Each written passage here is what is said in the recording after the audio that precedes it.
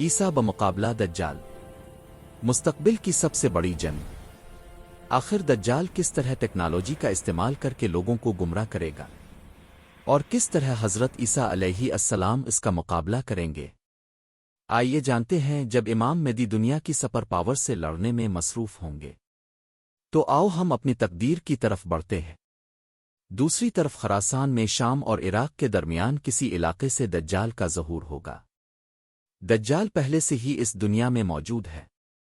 ایک دن نبی نے نماز کے بعد صحابہ سے فرمایا کہ میرے پاس ایک شخص آیا جو پہلے عیسائی تھا، پھر اس نے اسلام قبول کر لیا۔ اس شخص کا نام تمیم دار تھا۔ وہ اپنے 30 ساتھیوں کے ساتھ سمندر کے سفر پر تھا کہ اچانک ایک خوفناک طوفان آیا، جس کی وجہ سے ان کا جہاز ایک پراسرار جزیرے پر جا لگا۔ جب وہ وہاں پہنچے تو انہوں نے ایک عجیب و غریب جانور دیکھا جو بالوں سے بھرا ہوا تھا اور جس کے آگے پیچھے کا فرق معلوم نہیں ہوتا تھا۔ انہوں نے اس سے پوچھا، تم کیا ہو؟ اس نے کہا، میں جساسا ہوں۔ اس نے انہیں ایک جگہ جانے کا کہا اور بتایا کہ وہاں ایک انسان تمہارا انتظار کر رہا ہے۔ جب تمیم دار اور ان کے ساتھی وہاں پہنچے تو انہوں نے ایک بہت بڑے انسان کو دیکھا جو زنجیروں میں جکڑا ہوا تھا۔ اس کے ہاتھ پاؤں سب زنجیروں سے بندھے ہوئے تھے۔ اس نے پوچھا، مجھے بیسان کے درختوں کے بارے میں بتاؤ۔ انہوں نے کہا، وہ پھلوں سے بھرے ہوئے ہیں۔ اس نے کہا، بہت جلد وہ پھل دینا بند کر دیں گے۔ پھر اس نے کہا، مجھے جلیل کے سمندر کے بارے میں بتاؤ۔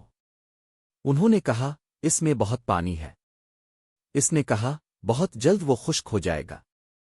پھر اس نے کہا، مجھے زغور کے چشمے کے بارے میں بتاؤ۔ انہوں نے کہا، وہ پانی سے بھرا ہوا ہے۔ اس نے کہا، وہ بھی جلد خشک ہو جائے گا۔ پھر اس نے پوچھا، مجھے اس نبی کے بارے میں بتاؤ، اس نے کیا ہے؟ انہوں نے بتایا کہ وہ مکہ سے ظاہر ہوئے اور مدینہ ہجرت کر گئے۔ اس نے پوچھا، کیا عربوں نے ان سے جنگ کی؟ انہوں نے کہا، ہاں، لیکن اگر وہ ان کی پیروی کرتے تو یہ ان کے لیے بہتر ہوتا۔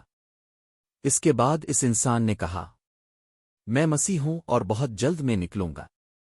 میں 40 دن میں پوری زمین کا سفر کروں گا سوائے مکہ اور مدینہ کے، جہاں مجھے داخل ہونے کی اجازت نہیں دی جائے گی۔ بعد میں نبی نے صحابہ کو بتایا کہ وہ شخص دجال تھا، یعنی دجال پہلے سے دنیا میں موجود ہے، بس اس کا ظہور باقی ہے۔ دلچسپ بات یہ ہے کہ دجال نے جن نشانیوں کا ذکر کیا، آج وہ سب حقیقت بنتی جا رہی ہے۔ بیسان، جو آج فلسطین کے شمال میں بیت شیون کہلاتا ہے، وہاں آج پانی کی کمی اور آبادی بڑھنے کی وجہ سے زراعت ختم ہوتی جا رہی ہے۔ خصوصاً کھجور کے درخت تقریباً ناپید ہو چکے ہیں۔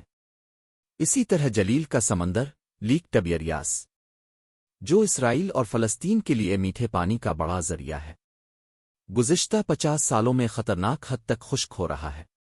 اور زغور کا چشمہ جو آرڈن کے ڈیڈ سی کے قریب ہے، وہ بھی کلائمیٹ چینج اور بدانتظامی کی وجہ سے کمزور ہو چکا ہے۔ دجال کا آنا قریب ہے، یہ بات خود یہودی بھی کہتے ہیں جو اسے اپنا مسیح مانتے ہیں۔ یہ جو شخص اب ویڈیو میں دیکھ رہے ہیں، یہ ایک بڑا یہودی ربی ہے، جس کے امریکی صدر رونالڈ ریگن سے بھی قریبی تعلقات تھے۔ یہ ربی اسرائیلی وزیر اعظم نیتن یاہو سے کہہ رہا ہے، مسیح ابھی تک نہیں آیا، اس کی آمد کی تیاری کرو۔ اسی سوچ کے تحت نیتن یاہو فلسطین میں قلن عام کر رہا ہے اور گریٹر اسرائیل کے پیچھے پڑا ہوا ہے۔ یہودی اسکالرز کے مطابق نیتن یاہو وہ لیڈر ہوگا جو دجال کے آنے کا راستہ ہموار کرے گا۔ دنیا ایک دجلی نظام کی طرف بڑھ رہی ہے۔ نیا عالمی نظام، نو ورلڈ آرڈر، ایک حکومت، ایک کرنسی، ایک مذہب۔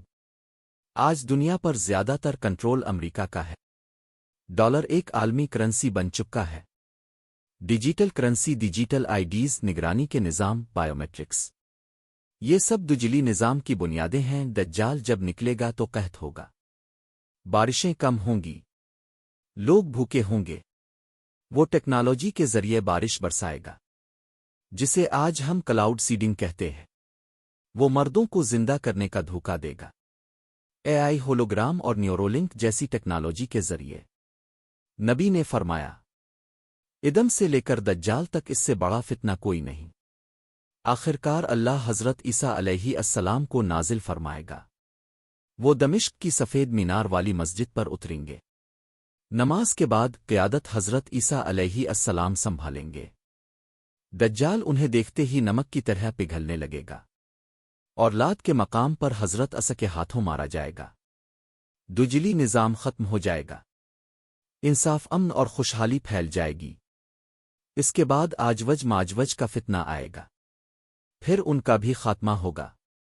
آخر میں حضرت عیسیٰ علیہ السلام کی وفات ہوگی، اور انہیں نبی کے پہلو میں مدینہ میں دفن کیا جائے گا۔